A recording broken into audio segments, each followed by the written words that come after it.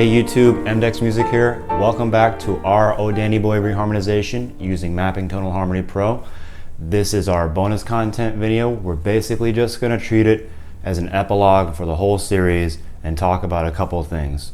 One thing we're going to talk about is stylistic consideration, and we're also going to walk you guys through how to get the app and the song so you can do all the things we talked about through the seminar and through the web series. So just a few quick words on stylistic consideration. We used Mapping Tonal Harmony Pro in a very specific manner to get our final product of Oh Danny Boy, and we used it in a very specific genre too, within jazz. So we're just going to touch on the flexibility of reharmonization and how you can apply it to other genres and other songs and get all these different sounds and use all the techniques or some of them. That's it. So first, let's get you guys into the app and how to get the song. Okay, so here I am on the iPad. Load the iTunes Store app, and on the search bar type Oh Danny Boy Reharmonization.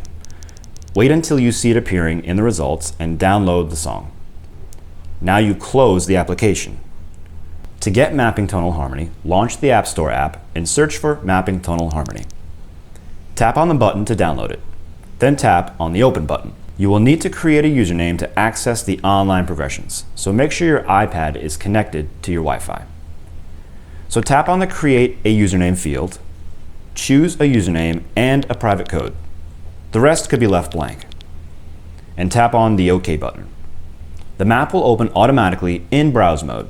Switch to audio mode. You will have to allow access to your iTunes library. Tap on the search button next to the song title to search for Oh Danny Boy Reharmonization. Use the cloud button to access all of the online audio progressions and then tap on the username button. Type MDEX so that you can see all the songs we have uploaded with their harmonic analysis. And find Oh Danny Boy Reharmonization, tap on it, and then tap on Import. We've also created a free version if you want to save 99 cents. Instead of downloading the version on iTunes Store, you would download the version from our website. So now we have the audio file, the recording of us actually playing the song, and the chord analysis synced together and loaded into Mapping Tonal Harmony Pro. So now I can press play, hear the song, and see the chords change to and from one another while hearing the song. I can also go back to the map if I wanted to and see all the chords that we have in our song superimposed onto the map.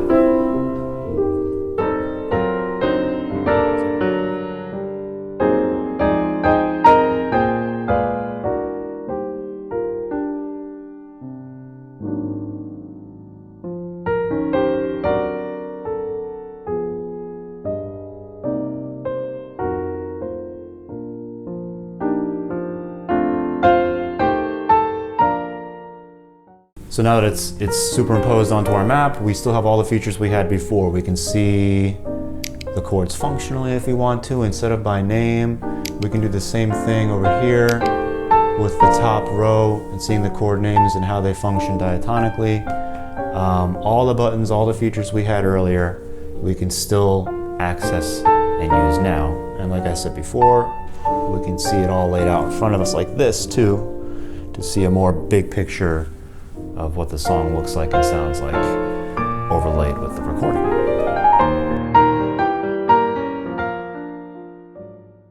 So aside from that live recording, we also have the option of you guys importing a MIDI version of the reharm or the chord progression so that you could improvise on top of if you wanted to, or just use it as a play along. You still have all the theory and all the chord analysis and the progression still there, and giving you some versatility and choices with regard to how you want the accompaniment to sound. And you can change the key, you can change the tempo, you can do all kinds of stuff that'll allow you to exercise your understanding of the material, or use it, like I said before, as an improvisational tool or as a play along for the arrangement we actually created for you.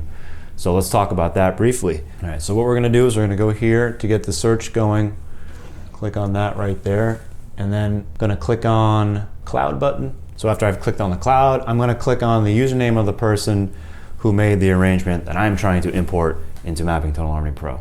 For you guys, that's us, MDEX, so let me just show you username, what I'm talking about. All right, so I'll pretend I'm looking for me, MDECKS. So it has all the stuff we have available.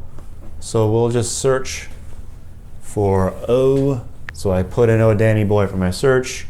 We actually have two versions. It doesn't matter which one you click on. They're both the same exact thing. So I'm going to click on that one. Then I'll click on the import button.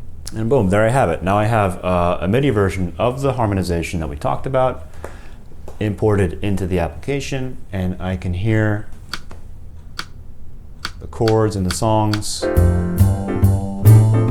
with this tempo, with this bass, piano sort of arrangement. So as with the audio version, I still have all the same features in Mapping Tonal Harmony at my disposal.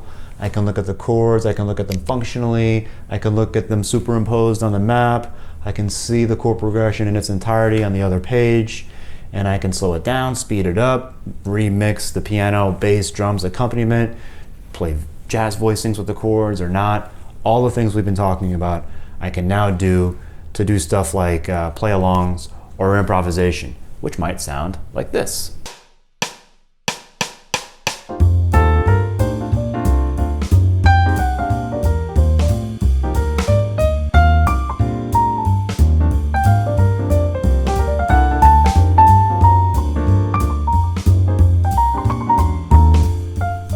Okay, so now that you got the app and the song in there, let's talk about the second thing we were going to touch on, which is just stylistic consideration. So as I mentioned before, this arrangement of a Danny Boy is very specific to a genre of jazz and all the voicings and harmony that you would get in that genre.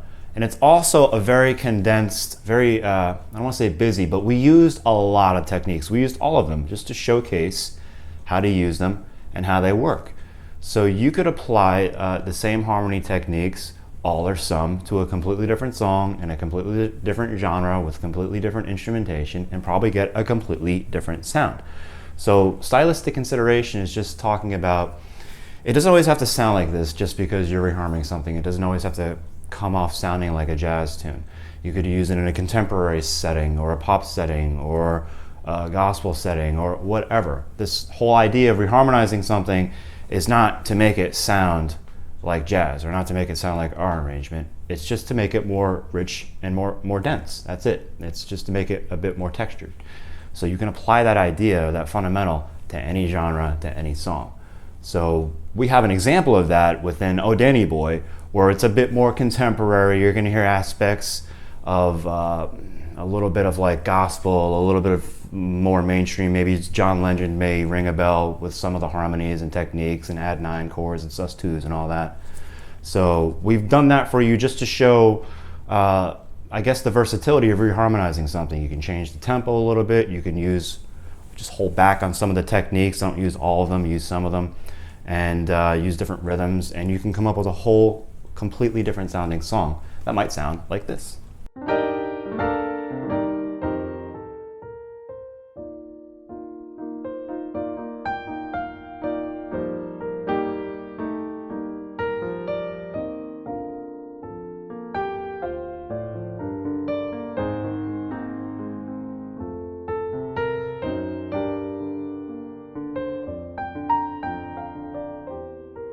So there's a completely different take on the same exact song using a different tempo and different harmonization techniques or less harmonization techniques and different rhythms and all that stuff, just to show you how versatile harmonizing something can be, or how versatile you can be when reharmonizing something. So hopefully now you have a little bit of an understanding of some of these techniques and some of the reharmonization, not just reharmonization, but just harmony in general, and how it's not completely random. Like, there is like a method to this sort of madness that's present in all the songs you've been listening to and are going to listen to. These techniques and these patterns you'll start to recognize over and over again and just see them for what they are. They're not random. They're actual things that have actual names and have actual techniques that you can learn how to apply. And that's what we're going to do with our next series, where we take proven, tried and true harmony through contemporary music and decode it or demystify it or show you exactly what's going on, even if it's just a simple 4-chord progression. So there you have it. That's our series on reharmonization. Like I said, stay tuned for our next series where we talk more about harmonic analysis, how to understand it and how to use it. If you haven't done so already, please click the like or subscribe button. Check out Mapping Tonal Harmony in the iTunes store, along with all of our other MDEX content like Polytonus and Tessitura. These are really great tools that I wish I had when I was younger. So please take advantage of them if you can, if you like them. If you like our content and you want to help us create more, like I said, just click on like and subscribe. It's really helpful. You guys have no idea. We really appreciate you. Keep coming back. Thanks for watching.